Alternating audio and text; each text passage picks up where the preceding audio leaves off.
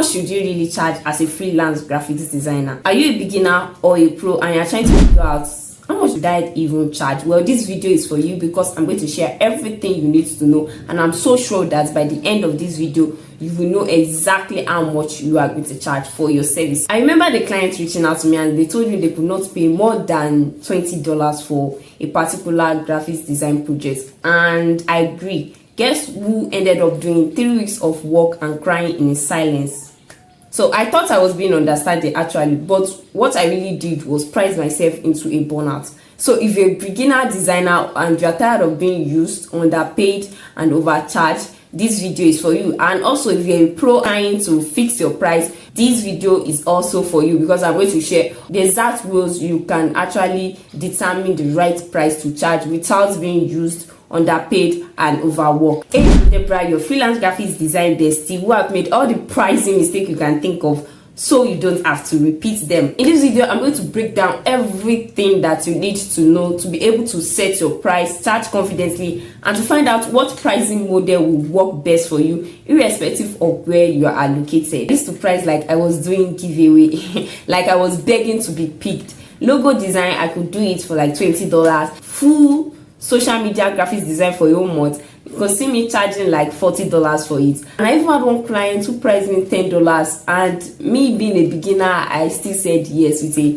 thank you sir on top of it. That's crazy, right? I was scared that if I charge more, nobody would hire me, and I kept telling myself, let me just build this portfolio, let me get more exposure. Once people see my work, they will pay more. But it didn't happen like that. Instead, I got burnt out badly. Clients felt entitled. One person gave me like 10 revision requests on a $5 job. Another one used my design, blocked me immediately after I sent the final files. No feedback, no appreciation, nothing. And I remember one time I just came across their social media and I saw they have actually posted my graphics, but my own account balance was still empty. Before I knew it, I started resenting the work. Projects that used to excite me started to feel like punishment. I would avoid messages, drag deliverables, overthink simple tasks, and I even started asking myself, is this how I will continue? Is design even for me like this? And the painful part is that when you are actually good, because you're undercharging, it starts to kill your confidence.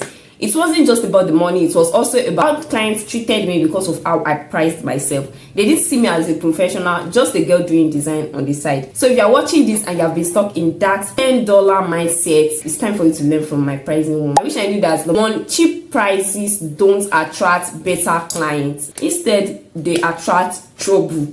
I used to think charging less would bring more clients. And yes, they bought plenty clients, but most of them were the wrong kind. People who don't respect the work, people who ghost, people who act like they are doing you a favor. Good clients, they look for quality and they expect to pay for it. The second thing is that clients pay for value and not just your time. Forget the I will charge per hour thing for now, especially when you are still figuring out your process. Pricing based on how long it takes you isn't always accurate. A 3-hour logo that brings in like $5,000 in revenue for a client is worth way more than just your time. Once I started thinking in terms of results instead of just how many hours, everything shifted. Also, you are not just a designer, you're a business owner, and as a business owner you need to think long term. Rent, software, internet, transport, time spent learning, all that. It is not just about the design you deliver. Your price needs to cover your life, not just your work. Don't wait till you are burnt out and frustrated before you get it. The earlier you get your mindset right, the faster your business will go. So keeping this in mind, here are 5 factors to consider before you price any design project. Let's be realistic. Most of us just pick a random price, say it to the client. If the client's bargain is and whatever number the client gives us, we just accept it like that. Pricing is not against work. You need to price with sense, and these 5 factors are going to help you do just that. The first factor to consider is your skill level. Let's not lie to ourselves. If you are just starting out, you are not supposed to charge like someone that has been in the design business for like 5 years. But that doesn't mean you will be underpricing. It just means your price should match your current skill level and experience. So ask yourself, how good am I right now? As you grow, as your work improves, your price should move to. The second factor to consider is the project scope. You need to know the difference between designing a logo and doing a full brand identity that includes the logo, the mockups, the brand guide, social media designs, and all that. The more work involved, the more time and brain you will use, so the higher the price. So break the project down. What exactly are they asking for? Don't let any clients just say, I need design, and just rush to drop the price. The third factor you need to consider is also the client size. Some people won't agree, but I will say it straight. Not all clients should pay the same price. A small tailor on Instagram and a fintech startup are not the same thing. If a company has a bigger budget, more reach, and higher potential impact, your design is more valuable to them, so your price should reflect that. The fourth factor you should consider is the usage rights. This one is a bit underrated. Think of where will your design be used. If it's just for social media posts, that's cool. But if they are using it for adverts, billboard, merch, they are printing it on 10,000 bags, that's a different conversation. The wider the usage, the more value it brings, and the more you should be able to charge. The fifth factor to consider is the turnaround time. If they want to use it tomorrow morning, the price will have to change. Fast work equals higher stress, less sleep, and more pressure. You and I know it, we are both designers and we know what is involved. So we both said the standard rate for this design is $1,000. You could say my standard rate is $1,000. If you want a 24-hour delivery, then it's going to cost maybe $1,500. It's not wickedness, it's standard. Like I said, fast work equals higher stress, equals less sleep, equals more pressure, and it has to be paid for. So use these factors to calculate smart. Now for the pricing guide. So now that you know what to consider before setting your price, let's talk about how to actually price your work in a way that makes sense and still put money inside your account. You can also check the link in the description to download the full pricing guide I made for you. Alright, let's break down the common pricing models you can try as a big designer. The first one is called the hourly rate. This one is straightforward. You charge per time. Let's say your rate $5,000 per hour. If your job takes you 4 hours, then you charge $20,000. Sounds easy, right? But here's what you need to keep in mind before you start charging per hour. The pros is that it's great for jobs where the scope isn't clear from the beginning. Maybe the client keeps adding things and the tax is flexible. Also, you are paid for your time, not just the final design. And this is especially useful when a project drags longer than expected. But the con to it is that some clients will act like time police. They start asking, why did it take 5 hours? I thought it would be really quick. And if you are very fast, you might undercharge. Let's imagine designing something high quality in an hour, but the client only see 1 hour work, not the years of skills behind it. There's this story about Picasso. A woman asked him for a sketch and he finished it in like 2 minutes and told her that will be $5,000. The woman gasped and said, but it only took you 2 minutes. And he replied, yes, but it took me a lifetime to be able to do it in 2 minutes. Now, this story might sound like a story in itself, but the point here is clear. Don't let time alone define your worth. The faster and better you become, the more valuable you are, not the less you should charge. So if you want to use hourly pricing, make sure you are tracking your time properly. There are apps you can use for that. Make sure you are communicating clearly with the client on what you are doing per hour, and you don't fall into the trap of fast equals cheap. Sometimes it's not even about how long it took, but what that design will do for the client. That's why the next pricing model might work even better for certain projects. Let's talk about flat rates. Now, this is one of the most common pricing style. You just charge one fixed price for the whole project, simple and clean. So you might end up saying, I'm going to charge $20,000 for this full brand identity, and that's it. It covers everything. No calculator, no clock, just one price for the entire design project. And the pros to it is that it's very clear for both you and the client. There is no need to explain the hours or technical breakdowns. Everybody knows what's involved. And also, it's easier for you to plan your money. You know what is coming in per job and can even estimate how many projects you need in a year. The con to it is that if the project drags or the clients keep changing things, you might start beginning to regret the price if you don't do it well. You can also undercharge yourself, especially if you are still learning how long things take you or how much energy a design job really needs. So how do you make flat rate work for you? Scope the project clearly. If the client asks how much for social media designs, don't just shout a price. First ask, how many posts? Do you want it as carousels, graphics, reels? Do you need me to write the content? Do I need to find stock photos or you will provide them? So once you understand the whole concept, then you can confidently say this will cost this amount of money and I'm going to deliver X, Y, and Z. And most importantly, have a contract or agreement which should clearly state the number of revisions, the delivery time, what is included and what's not. That's why you are not doing 20 designs after charging for 10, or making 5 versions of one logo because my cousin said we should try another style. Flat rate works best when the project scope is clear and you know your worth and limit. Another pricing model is called package pricing. This one is a smart move, especially if you want to look more professional and charge better without dragging the price back and forth. So instead of pricing everything one by one, logo design is 10k, the brand guide is 15k, the mockup is 10k. You can just do everything together inside packages. So example of a package could be something like this.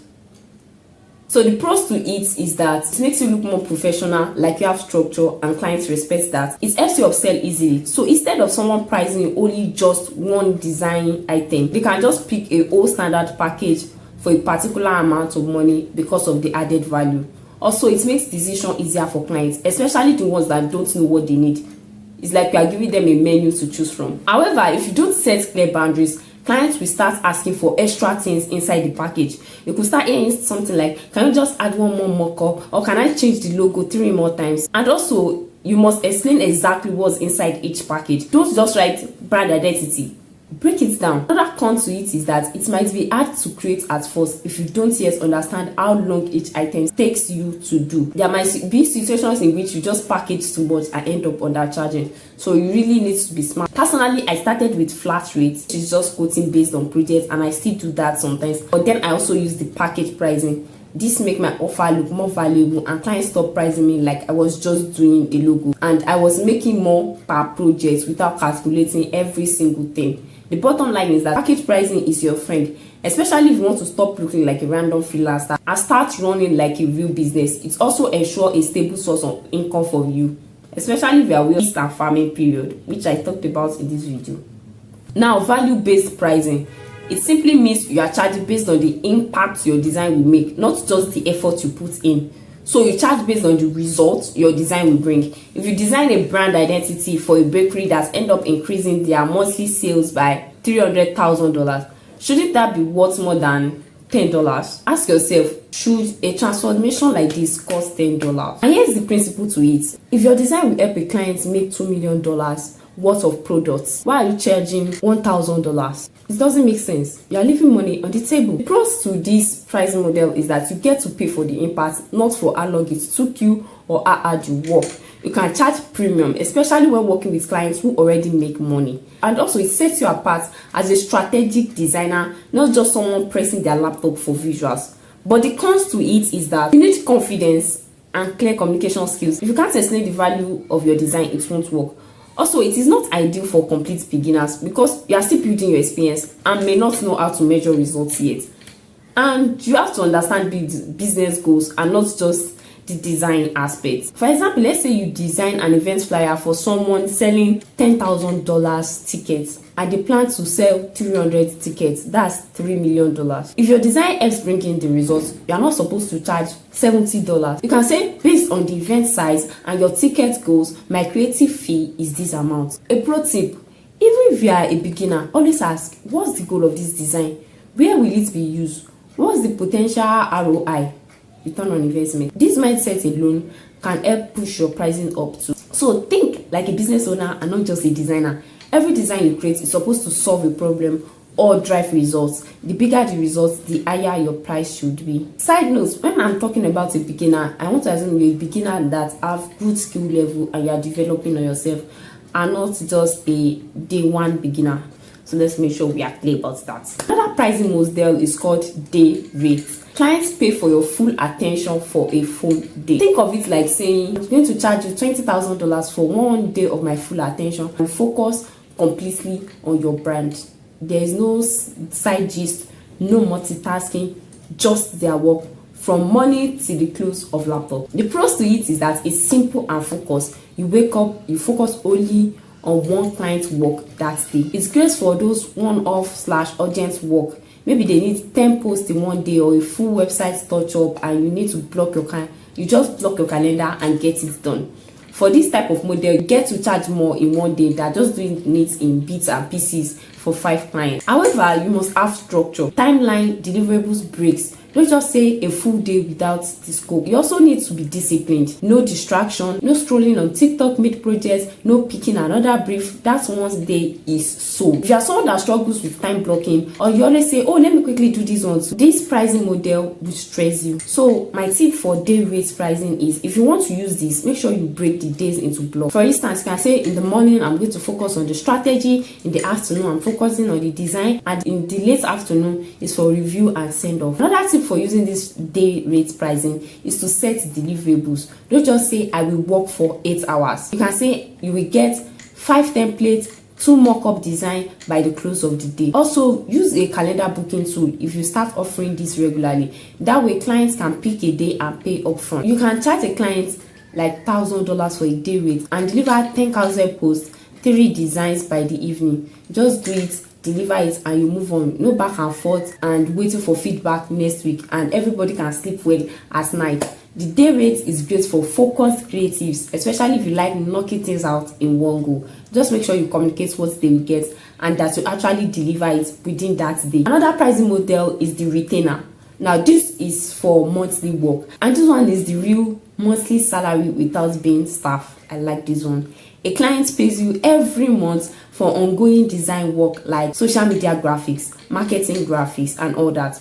So this is not a one thing and get it done. We are talking about steady work like monthly social media designs, weekly flyers, ongoing brand touch-up, marketing graphics, and all that. Basically, anything the client needs regularly, but they don't want to keep pricing every time. Let's talk about the pros. Steady income. One retainer client can cover like your monthly bill and you can rest well at night. Also, it ensures long-term relationship. If you play your cards right, some clients will stay for 6 months, 1 year, 2 years, and even more. And also, you get to survive the feast and famine period.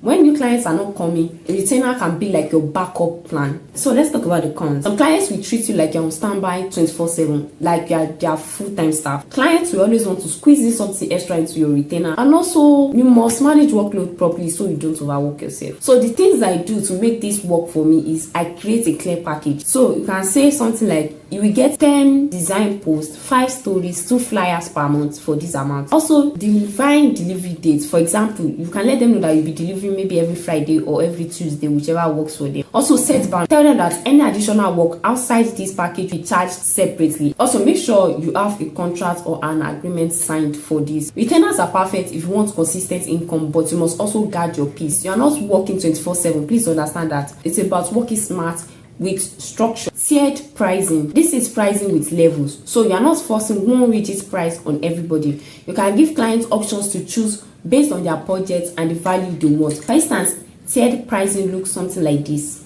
You can pause it to check. The pros to it is that clients feel like they're in control. They can self-select based on the budget, and it's easier to upsell once they see the value of higher tiers. Also, it prevents scope creeps. For example, when somebody picks like maybe the bronze package, they cannot come back tomorrow and be asking for gold benefits. It also helps you to filter on serious clients. Once someone sees that the gold package is $10,000 and they are still pricing for $10, you already know what to do. The con to it is that if you don't explain the differences well, clients might get confused. Some clients will still pick the bronze and expect gold service. It's normal. That's why you must define everything clearly. What's included, how many designs, how many revisions, delivery timeline, and all that.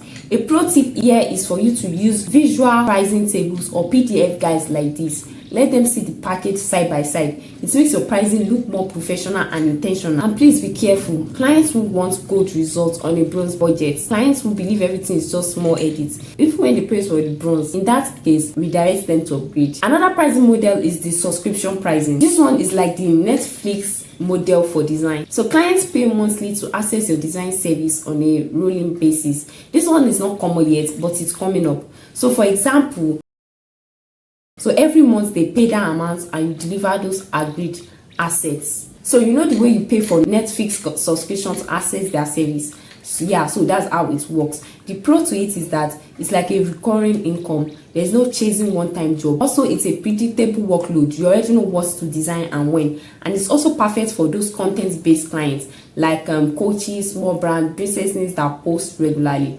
The con to it is that you need to be consistent. So if you are not organized, it will backfire. Systems are very key. Calendar, task tracker, deadlines, feedback loops, they are all necessary. This is not freestyle work, please. You need serious workflow. And also be crystal clear on what's included. Always have a deliverable list per month. Once they exhaust that limit, either they wait till the next month or they pay extra. And please hear this one loud and clear. In all you do, always ask for a deposit. No deposit, no design. Even if it is your best friend, cousin, brother, sisters, business is business. Deposit first. Also have a contract or agreement, include the duration limits, and clarify your turnaround time, because being nice has drained many designers emotionally and financially. As a bonus, I made a free beginner pricing guide template to help you structure your pricing confidently. So click the link in the description box to download it and make your pricing more intentional. If you are finding this video helpful, don't forget to hit the subscribe button and turn on notifications. I post weekly content on building a successful graphic design business. So let's jump back right in. So how do you choose the right pricing system for you? Now that you've seen all the pricing methods, how do you know which one fits you? So let's break it down and this work for you either as a beginner or as a professional. First, start with your current skill level. If you are still learning or just starting out, flat rate or package pricing is best. It's easier to explain and clients understand it quickly. So once you gain confidence and understand your value, you can then try value-based or day rates and the rest. I want you to know that pricing is not static. So what works for you today might not work for you 6 months from now. The second thing is for you to consider the type of clients you attract. If your clients are mostly small businesses or startup, tiered package can help them choose based on their budget. And if they need ongoing design for like maybe social media, their retainer or subscription pricing is better. So you get to fix a system around your clients, not the way around. Third thing is for you to think about your workflow. Are you organized with time? Try day rates or hourly. Only if you can track time properly. I really don't like hourly personally. Are you more project based? Then go with flat rates or packages. Don't price in a way that stresses you out or leaves you confused about the deliverables. Also, do you want stability or flexibility? If you like predictable incomes, focus on retainers, subscriptions. And if you prefer freedom and variety, you can go for flat rates or packaging pricing. They work better for that. And know that you can always mix and match if needed. You don't have to be stuck with just one system. You can either do flat rates for a particular project, then retainers for certain other type of client. Whichever really works for you based on these pricing models I've explained. The key is to make sure that each pricing system has its own clear structure, so you don't confuse yourself or the clients. The final advice here is that make sure you test it. Start with what makes sense to you first, then tweak it as you grow. Make sure you track your time too. Even if you don't charge hourly, it helps you to know if you're undercharging. Also, know your cost. Don't charge 10k if you are spending 8k on data, on light and mental breakdown. The right pricing system is the one that works for your current level, your lifestyle, and the kind of clients you serve. So you are not stuck to one forever. As you grow, your pricing will grow too, and that's a very good thing. Also, don't forget that free pricing guide in the description box. Use it. I also want to talk about something very important: how to raise your rates with confidence. So if you are someone that started out and you are looking to grow and you want to raise your rates with confidence, this is for you. You know, I can't remember the first time I raised my price. My hands were literally shaking. I was scared the clients would say, I'm not doing this thing again. No. But guess what? They still paid. And that's when I realized it's not really always about the price, it's also about the confidence too. Now let me give you a framework that works. Want to raise your rates without fear? Start small. You don't have to double your price overnight. Add 10% with every new client and watch if people still pay. You are testing the waters and going confidently at the same time. Your price should reflect the version of you now, not the struggling beginner you used to be. Also, show your process. People respect what they understand. You can show the behind the scene, explain your research, show your mocks up by your sketches. The more you communicate your process, the easier it is for them to see the value and not just price you like you are guessing. You also need to master the response. When the client says, oh, this is too expensive, don't panic. Stay calm and try to understand why they said it's expensive. And by knowing their why, you can also get to tell them that your rate reflects your value, your time, your strategy, and everything you put into the project. Also, if you want more detailed knowledge regarding this, please check out this video, what to say when the client says you are too expensive. Get to understand different ways you can actually tackle these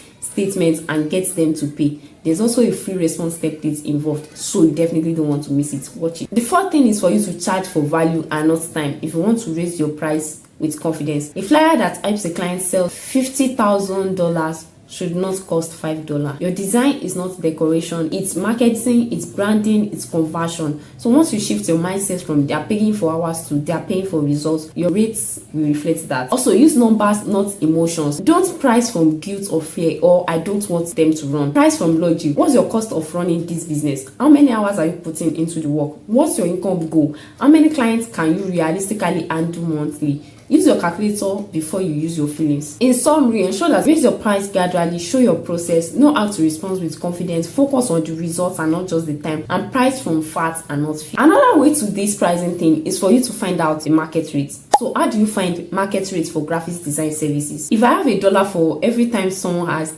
how much should I charge for a logo? I would have built a mansion by now. Because the truth is there is no one price fits all, right?